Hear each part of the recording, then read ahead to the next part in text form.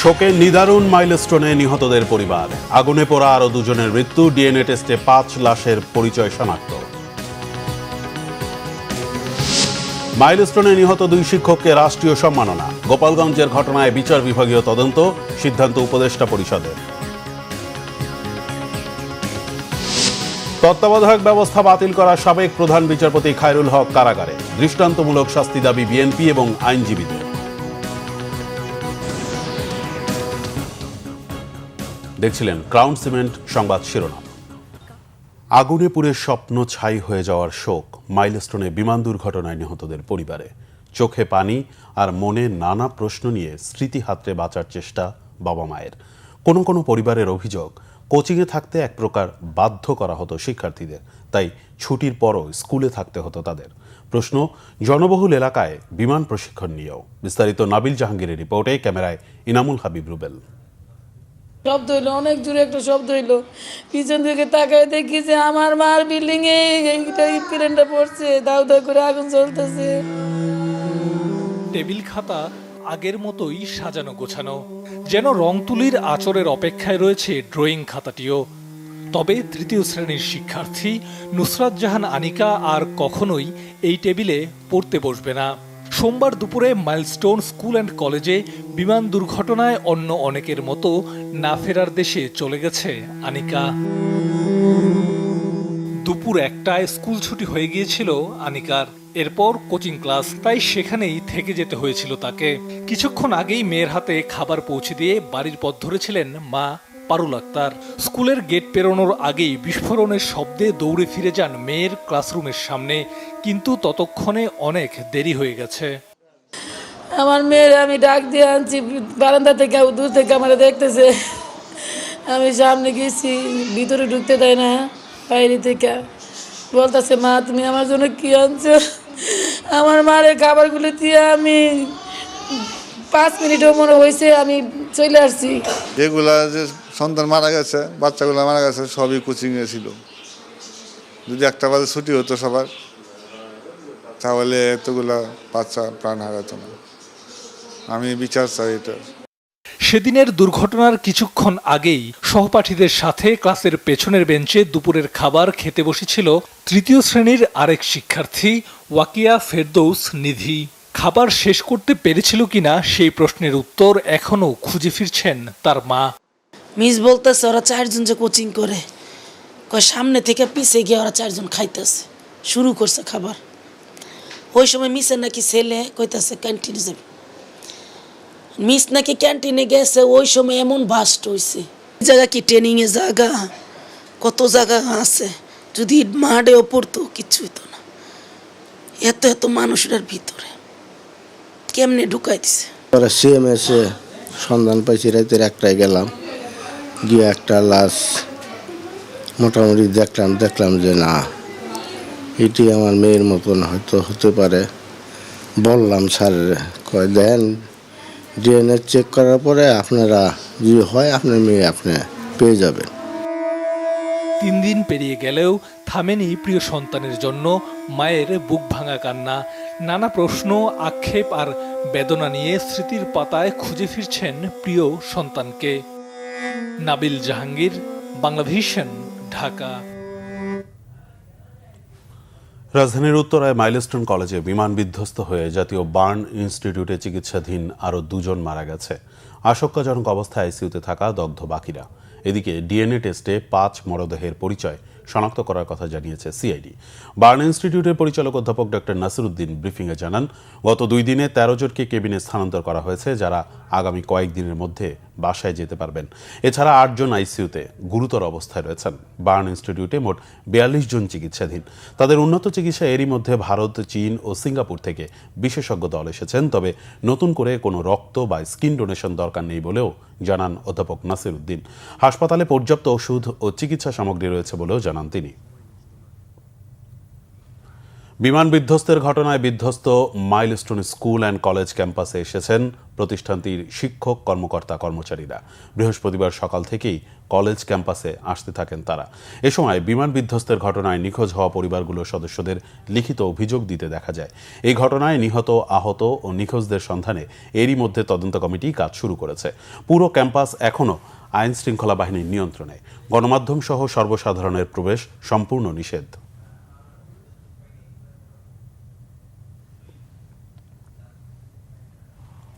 জুলাই অভ্যুত্থানের আগে ১৫ বছরে ছাত্রলীগ সহ আওয়ামী লীগের অন্যান্য সংগঠনের সন্ত্রাসীদের হামলা ও তৎকালীন সরকারের নির্দেশে রাষ্ট্রীয় বাহিনীর হাতে নিহতদের তালিকা প্রস্তুতের নির্দেশ দিয়েছেন প্রধান উপদেষ্টা প্রফেসর মোহাম্মদ ইউনূস। বৃহস্পতিবার বিকেলে রাষ্ট্রীয় অতিথি ভবন যমুনায় প্রধান উপদেষ্টা ডক্টর মোহাম্মদ ইউনূসের সঙ্গে সাক্ষাৎ করেন ছাত্রলীগের সন্ত্রাসীদের হামলায় শহীদ বুয়েট শিক্ষার্থী আবরার ফাহাদের বাবা মোহাম্মদ বরকতুল্লাহ, ছোট ভাই আবরার ফাইয়াজ ও মামা মোহাম্মদ মোফাজ্জল হোসেন। এ সময় আবরার ফাহাদ হত্যা মামলার বিচার কাজ ত্বরান্বিত করতে সরকারের পক্ষ থেকে উদ্যোগ নিতে প্রধান উপদেষ্টাকে অনুরোধ জানান মোহাম্মদ বরকতুল্লাহ। আর সকল শিক্ষা প্রতিষ্ঠানকে আরও শিক্ষার্থী বান্ধব করতে প্রধান উপদেষ্টার কাছে অনুরোধ জানান আবরার ফাহাদের ছোট ভাই। পাশাপাশি বুয়েটে র্যাগিং বন্ধে সরকারকে ব্যবস্থা নিতেও অনুরোধ জানান। আবরার ফাহাদকে নৃশংসভাবে পিটিয়ে হত্যার সুষ্ঠু বিচার হবেই বলে তাদেরকে আশ্বস্ত করেন প্রধান উপদেষ্টা।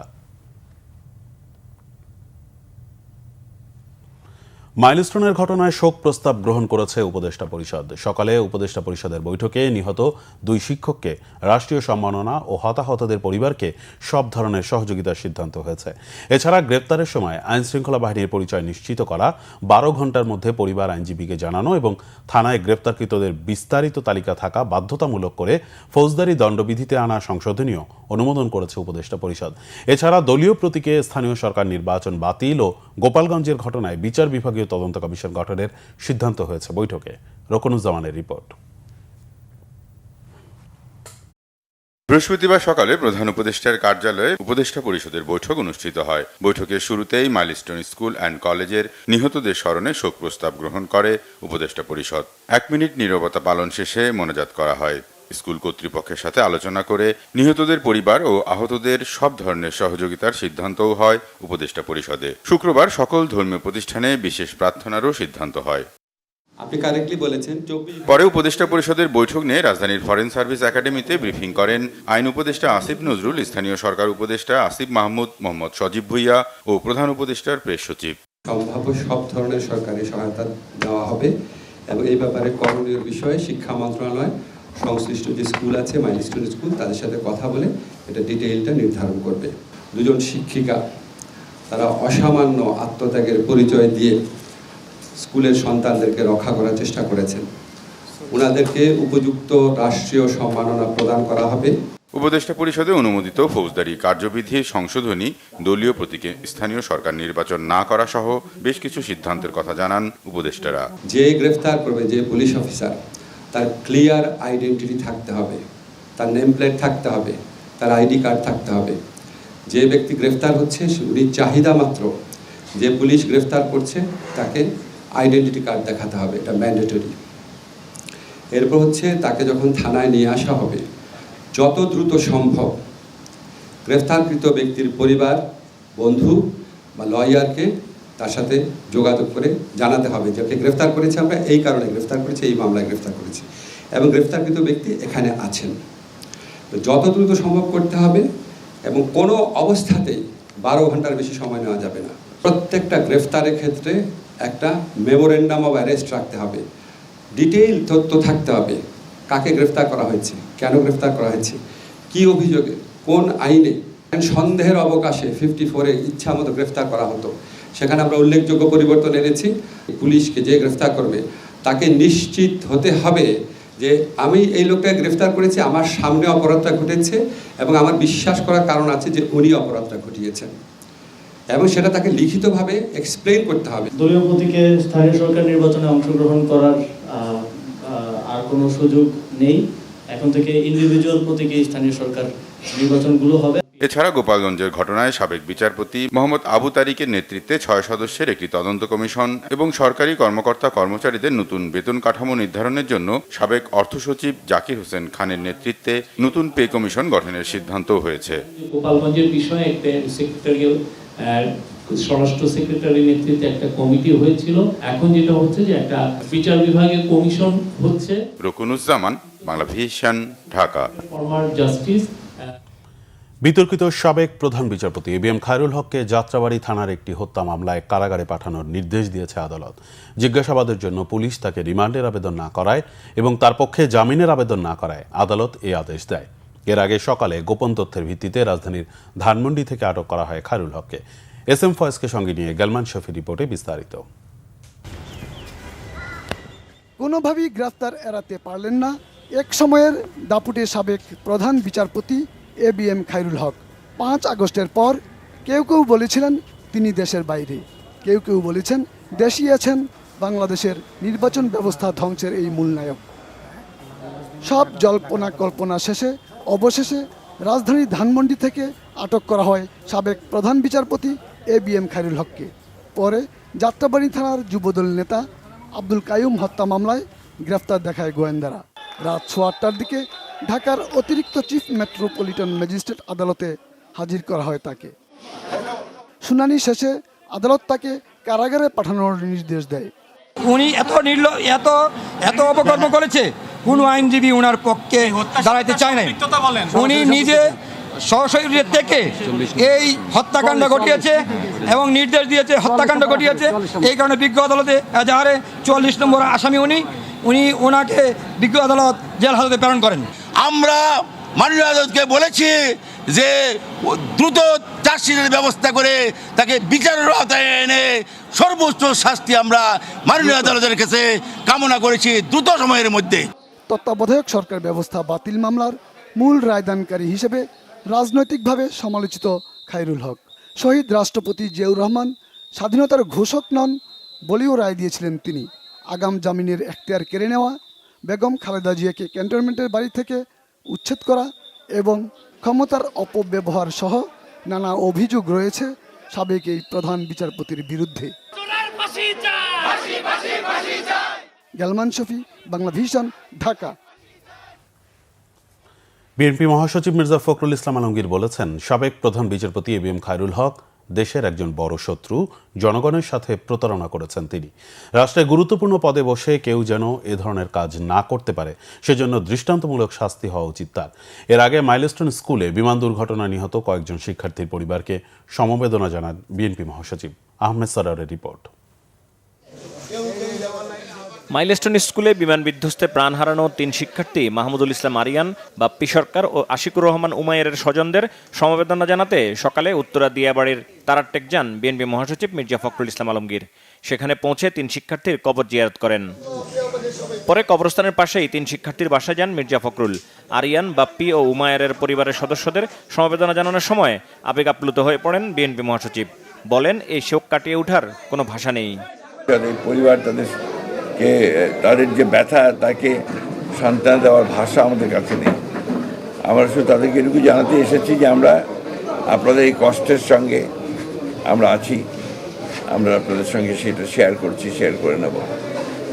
আপনারা আল্লাহর কাছে আমরা দোয়া করি আপনারা এই কষ্ট সহ্য করে দাঁড়াবেন। সেখান থেকে ফিরে গুলশানে বিএনপি চেয়ারপারসনের কার্যালয়ে যান মির্জা ফখরুল। সাংবাদিকদের সাথে আলাপকালে সাবেক প্রধান বিচারপতি এবিএম খায়রুল হকের গ্রেপ্তারে সন্তোষ প্রকাশ করেন। ধন্যবাদ জানান সরকারকে। যে বাংলাদেশের একজন বড় শত্রু, যিনি বাংলাদেশের জনগণের সঙ্গে প্রতারণা করেছেন, রাষ্ট্রের সঙ্গে প্রতারণা করেছেন, সাবেক বিচারপতি খায়রুল হক সাহেব তত্ত্বাবধায়ক সরকারের ব্যাপারে যে রায় দিয়েছিলেন, পরেই আমার যেটা হয়েছে সেটা হচ্ছে যে আপনার আমাদের তত্ত্বাবধায়ক সরকার বিধানটা বাতিল হয়েছে, পার্মানেন্ট করা হয়েছে, এবং যেটা বাংলাদেশের পরবর্তীকালের যত রকমের আপনার রাজনৈতিক সংকট তৈরি হওয়ার, সেই সংকটগুলো তৈরি হয়েছে, জাতি ক্ষতিগ্রস্ত হয়েছে। দ্বিতীয়ত হচ্ছে যে আপনার একটা বিচার বিভাগ মানুষের আস্থা থাকে, সেই আস্থা জায়গাটা কিন্তু সম্পূর্ণভাবে তিনি ধ্বংস করেছেন, শুধুমাত্র তার রাজনৈতিক চিন্তাভাবনা। সেই কারণে দৃষ্টান্তমূলক শাস্তি হওয়া উচিত, যাতে ভবিষ্যতে কেউ ওই জায়গাটাতে বসে আর সেই জায়গার ব্যবহার করে রাষ্ট্রের ক্ষতি করতে না পারে। শিশু একাডেমি ভবন ভেঙে ফেলার প্রক্রিয়ার বিরোধিতা করে মির্জা ফখরুল বলেন, এটি সেখান থেকে সরানো ঠিক হবে না। শিশুদের বিভিন্ন রকমের তাদের যে গঠন, তাদের বেড়ে ওঠা, তাদের মন মানসিকতা তৈরি করা, তাদের এক্সট্রা কারিকুলার অ্যাক্টিভিটিস তৈরি করা, এই সব কিছুর ব্যাপারে আপনাকে এটাকে নেওয়ার জন্য শহীদ প্রেসিডেন্ট জিয়াউর রহমান সাহেব এটার উদ্যোগটা নিয়েছিলেন এবং তিনি প্রথম এই শিশু একাডেমি তিনি নির্মাণ করেছিলেন এবং এটা সারা বাংলাদেশেই এর ব্রাঞ্চ আছে।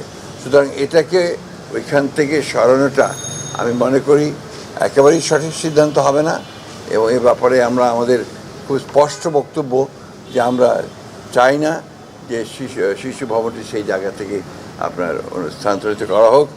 আহমেদ সরোয়ার, বাংলা ভিশন, ঢাকা।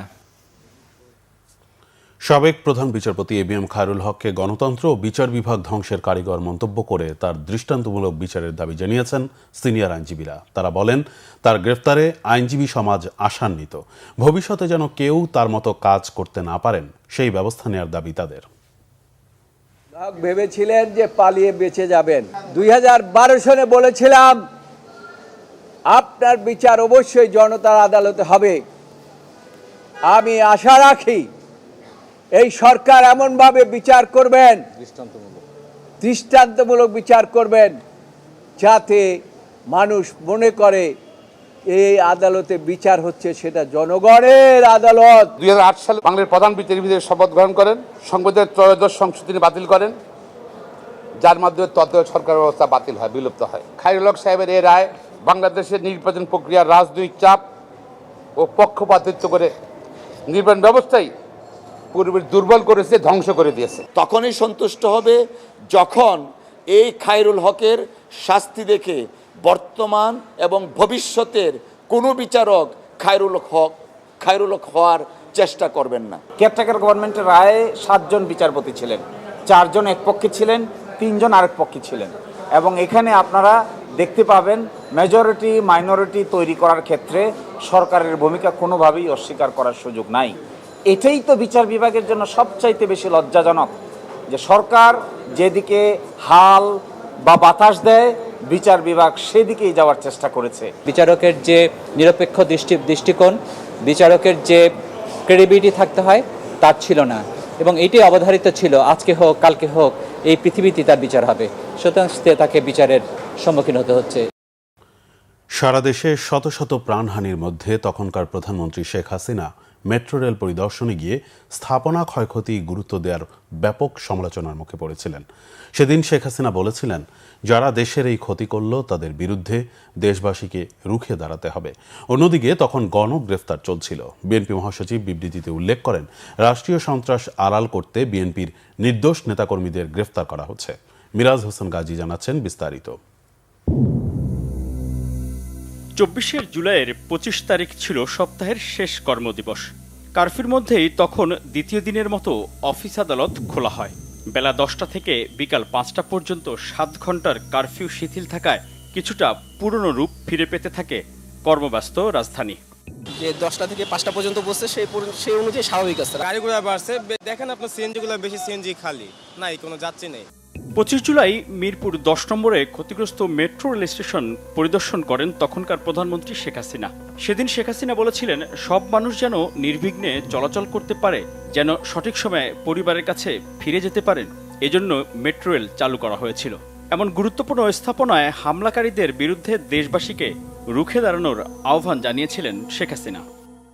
তাদের বিরুদ্ধে আপনাদেরই রুখে দাঁড়াতে হবে, দেশবাসীকেই রুখে দাঁড়াতে হবে, বিচার তাদের করতে হবে। আমি তাদের কাছেই বিচার চাই। তেজগাঁও ঢাকা জেলা আওয়ামী লীগ কার্যালয়ে ঢাকা উত্তরের নেতাকর্মীদের সাথে বৈঠক করেছিলেন ওবায়দুল কাদের। আওয়ামী লীগ সাধারণ সম্পাদক বলেন, তারেক রহমানের নির্দেশেই এই হামলা হয়েছে। সম্প্রতি বিএনপি তার কমিটি রদবদল করে বেছে বেছে চিহ্নিত সন্ত্রাসীদের নেতা বানিয়েছে বলেও মন্তব্য করেছিলেন ওবায়দুল কাদের। তারা ঘাপটি মেরে বসে আছে, আরো খারাপ পরিস্থিতি সৃষ্টি করতে পারে।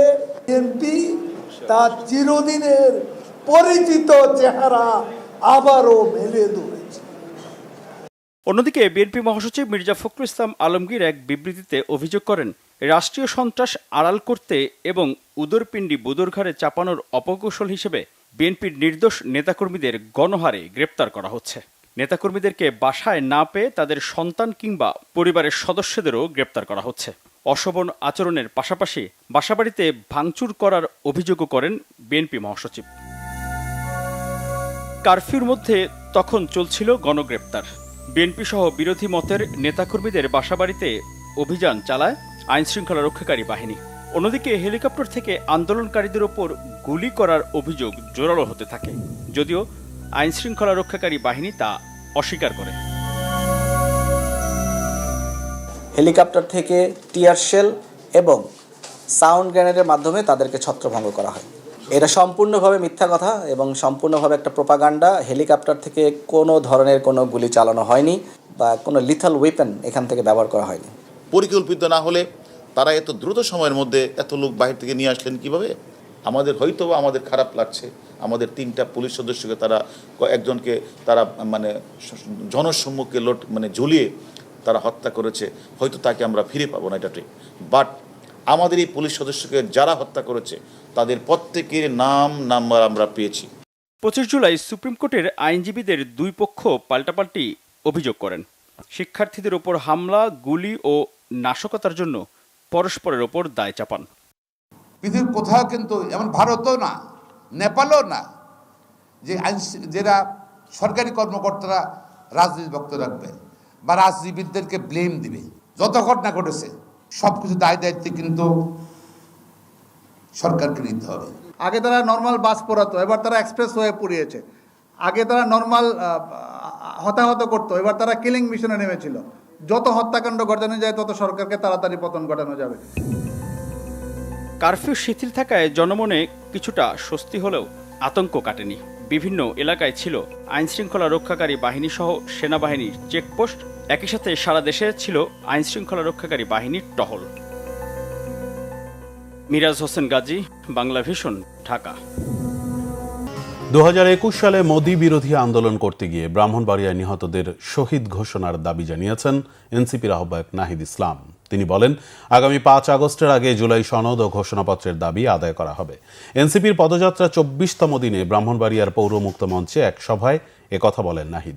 এর আগে পদযাত্রাটি ফারুকি পার্ক সড়ক, মৌরাইল কলেজ মোড়, টিএ রোড হয়ে শহরের প্রধান সড়ক প্রদক্ষিণ করে। নাহিদ ইসলাম ছাড়াও এতে বক্তব্য রাখেন সদস্য সচিব আক্তার হোসেন, দক্ষিণাঞ্চলীয় মুখ্য সংগঠক হাসনাত আবদুল্লাহ, উত্তরাঞ্চলীয় মুখ্য সংগঠক সার্জিস আলম, সিনিয়র যুগ্ম সদস্য সচিব ডাক্তার তাসনিম জারা সহ কেন্দ্রীয় নেতারা। এতে এনসিপির নেতাকর্মী ছাড়াও অংশ নেয় নানা শ্রেণী পেশার মানুষ। এর আগে সকাল 10টায় এনসিপি নেতাদের সাথে সার্কিট হাউসে সাক্ষাৎ করেন জুলাই গণ অভ্যুত্থানে শহীদ ও আহতদের পরিবারের স্বজনরা। পরে কাউতলি মোড় এলাকা থেকে পদযাত্রা শুরু হয়। পদযাত্রাটি শহরের প্রধান সড়ক প্রদক্ষিণ করে পৌর মুক্ত মঞ্চ চত্বরে গিয়ে সমাবেশে যোগ দেয়। পরে পদযাত্রা গাড়িবহর হবিগঞ্জের উদ্দেশ্যে রওনা দেয়। আসন্ন সংসদ নির্বাচনের জন্য প্রথম ধাপে গণ অধিকার পরিষদের 36টি আসনে দলীয় প্রার্থী ঘোষণা নিয়ে তুমুল হট্টগোল বেঁধেছে। প্রার্থিতা প্রত্যাশীরা অনুষ্ঠানের মধ্যে ক্ষোভ ঝাড়লে সেখানে উত্তেজনাকর পরিস্থিতি সৃষ্টি হয়।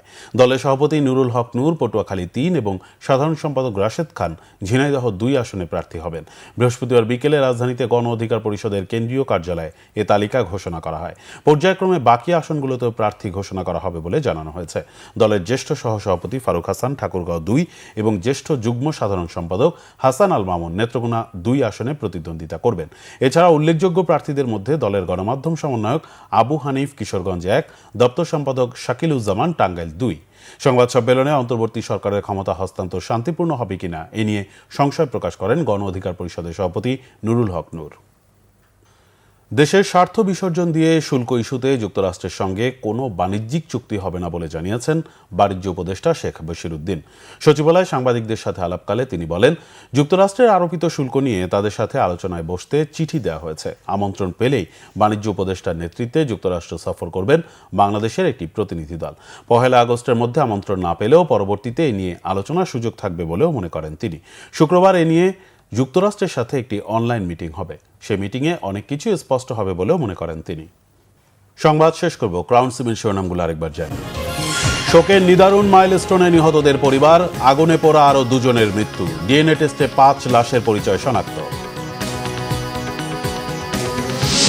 মাইলস্টোনে নিহত 2 শিক্ষককে রাষ্ট্রীয় সম্মাননা, গোপালগঞ্জের ঘটনায় বিচার বিভাগীয় তদন্ত, সিদ্ধান্ত উপদেষ্টা পরিষদের।